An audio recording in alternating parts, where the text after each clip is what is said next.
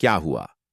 जब प्रयागराज महाकुंभ के दौरान एक महिला नागा साधु को गंगा स्नान करने से रोका गया, उसके बाद प्रयागराज के उस गंगा घाट पर जो चमत्कार हुआ, उसे देखकर आपके पैरों तले जमीन खिसक जाएगी। साल 2025 का जनवरी महीना था, जब प्रयागराज में महाकुंभ का विशाल आयोजन हो रहा था। दुनिया भर से लाखों श्रद्धालु संत और साधु गंगा स्नान के लिए यहां जुटे थे। इस महाकुंभ में हर किसी का एकमात्र उद्देश्य था, मोक्ष की प्राप्ति। इसी भीड़ में एक विशिष्ट और दिव्य साध्वी थी। महामयी गंगा मूला अवस्था में ही संसार के मोह को त्याग कर उन्होंने एकांत और तपस्वी जीवन को अपनाया था। कहा जाता था कि उन्होंने कठोर तपस्या और साधना से कई सिद्धियां प्राप्त की थीं। लोग उन्हें देवी के अवतार के रूप में मानते थे और उनकी साधना से प्रेरित होकर अनेक भक्त उनका अनुसरण करते थे। वे अपनी साधारण जीवन शैली और कठिन तपस्या के कारण सभी के बीच श्रद्धा का केंद्र थी। महामयी गंगाई का एक अटूट नियम था, हर दिन सुबह 4 बजे गंगा में स्नान करना। उन्होंने कभी इस नियम को नहीं तोड़ा, चाहे वर्षा हो, आंधी हो या भयंकर ठंड। गंगा नदी के प्रति उनका प्रेम और सम्मान असीम था। उनके अनुसार गंगा में स्नान केवल एक शारीरिक क्रिया नहीं थी, बल्कि यह एक आध्यात्मिक प्रक्रिया थी, जिससे आत्मा का शुद्धिकरण होता था और परमात्मा से सीधा संबंध बनता था। जब उन्होंने महाकुंभ में जाने का निश्चय किया, तो उन्होंने पहले ही निर्णय ले लिया था कि वे वहां कुछ महीने रहेंगी, साधना करेंगी और गंगा के पवित्र तट पर ध्यान लगाएंगी। उन्होंने अपनी यात्रा की तैयारी की और 1 महीने पहले ही प्रयागराज पहुंच गए। पहली सुबह जब वे प्रयागराज के गंगा घाट पर पहुंची, तो माहौल अद्भुत था। महाकुंभ की धूमधाम के बीच भी गंगा का शांत प्रवाह और वातावरण में व्याप्त आध्यात्मिकता ने सभी को मंत्रमुग्ध कर रखा था। उस सुबह का समय करीब 4 बजे का था, जब महामयी गंगाई स्नान करने के लिए घाट पर पहुंची। ठंडी हवा चल रही थी और घाट लगभग खाली था। उन्होंने सोचा कि यह समय उनके दैनिक स्नान के लिए सर्वोत्तम है। जब वे अपने वस्त्र उतारकर गंगा में प्रवेश करने वाली थीं, तभी वहां पर सफाई के कार्य में लगे नगर निगम के कुछ अधिकारी उन्हें रोकने के लिए आगे आए। उन्होंने कहा, मां, इस समय गंगा की सफाई का काम चल रहा है, अभी आप स्नान नहीं कर सकती। हमारे नियम के अनुसार यह समय सफाई के लिए निर्धारित है। महामयी गंगाई ने शांत स्वर में कहा, गंगा मां सबकी है और यह मेरा नित्य नियम है कि मैं सुबह 4 बजे गंगा में स्नान करती हूं। मुझे स्नान करने दीजिए। मेरे स्नान से आपकी सफाई प्रक्रिया बाधित नहीं होगी।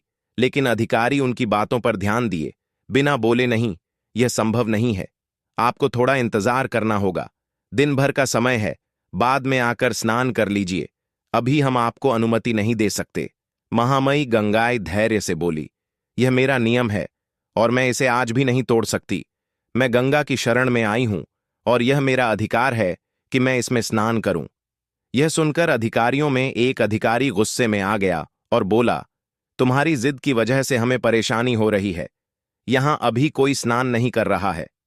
आखिर क्यों तुम्हें इसी समय स्नान करना जरूरी है? क्या तुम में इतनी शक्ति है कि इस ठंड में गंगा के ठंडे पानी में नहा सको? तुम्हारे अंदर कुछ भी विशेष नहीं है। व्यर्थ की बातें बनाना बंद करो और यहां से जाओ। महामयी गंगाई अब भी शांत रही। उनका चेहरा बिल्कुल धैर्य से भरा हुआ था। उन्होंने बिना किसी प्रतिक्रिया के गंगा तट पर एक चट्टान पर बैठकर ध्यान लगाने का निश्चय किया। उन्होंने अपनी आंखें बंद कीं और साधना में लीन हो गई। अधिकारी और सफाई कर्मी यह सोचकर संतुष्ट हो गए कि अब कोई समस्या नहीं होगी। उन्होंने फिर से सफाई का काम शुरू करने की कोशिश की, लेकिन तभी एक अजीब घटना घटी। सफाई की सारी मशीनें जो गंगा से कचरा निकालने के लिए लगाई गई थीं, अचानक काम करना बंद कर गई। मशीनों के सभी प्रयास असफल हो रहे थे। अधिकारियों ने कई बार मशीनों को चालू करने की कोशिश की, लेकिन कोई फायदा नहीं हुआ। मशीनों के खराब होने से अधिकारी घबरा गए। उन्होंने इंजीनियरों की एक टीम को बुलाया, जिन्होंने मशीनों की जांच की, पर कोई भी तकनीकी समस्या नहीं मिली। मशीनें पूरी तरह से ठीक थीं, लेकिन वे चालू नहीं हो रही थीं। यह देखकर सभी हैरान थे। उसी समय में एक सफाई कर्मी, जो पहले कभी महामयी गंगाई से मिला था, उन्हें ध्यान मुद्रा में बैठा देख चौंक गया। वह तुरंत उनकी पहचान कर गया। उसने अधिकारियों से कहा, यह साध्वी कोई साधारण साध्वी नहीं है। यह महामयी गंगाएं हैं जिनकी सिद्धियां अद्भुत हैं। जब मैं छोटा था तो एक गंभीर बीमारी से ग्रसित हो गया था। तब इन्हीं के आशीर्वाद से मैं ठीक हुआ था। हमें इनसे माफी मांगनी चाहिए, क्योंकि उनका अपमान करने के कारण ही मशीनें काम नहीं कर रही हैं। यह सुनकर अधिकारी हक्के बक्के रह गए। उन्होंने समझ लिया कि उनका व्यवहार गलत था। वे सभी महामयी गंगाई के पास गए और उनके चरणों में गिरकर माफी मांगी।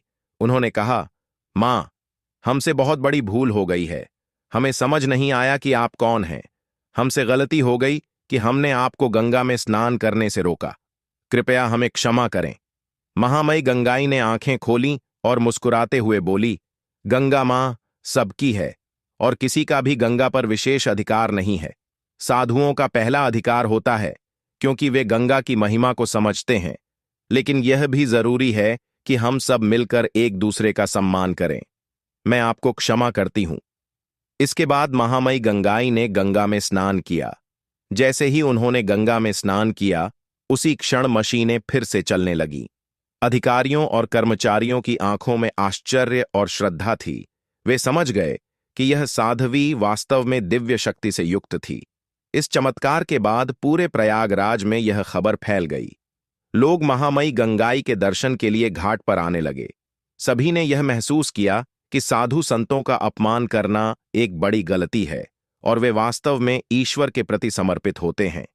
महामयी गंगाई ने अपने तप और साधना के जरिए यह संदेश दिया कि गंगा और अन्य पवित्र का सम्मान करना चाहिए और किसी भी साधु या संत का अपमान नहीं करना चाहिए।